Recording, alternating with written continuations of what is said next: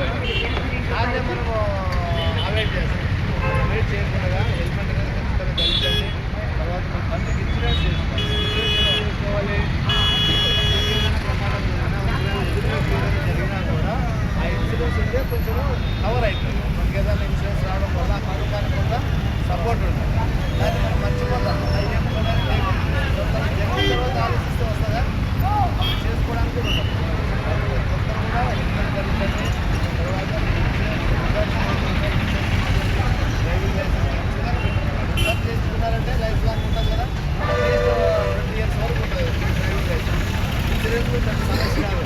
మీరు ఒక రోజు ఏదైనా ఒక టీంతో పాటు కూర్చొని ఏదైనా చిన్న పార్టీ తీసుకుంటే కూడా అంత డబ్బు వృధా అయిపోతుంది. కానీ అదే ఏదో ఒక ఇన్సూరెన్స్ కట్టుకున్నారనుకో నాకు కానీ ఇంటి వాళ్ళకి ఏదైనా జరిగితే సపోర్ట్ అవుతుంది. అదేవిధంగా మధ్యలో డైవర్షన్లో కాకుండా ఏడమంటే అక్కడ దూరేస్తున్నారు. అడుగుతాను దూరం వల్ల వచ్చేసరికి మనకు ఆల్రెడీ జరిపారు. వాళ్ళకే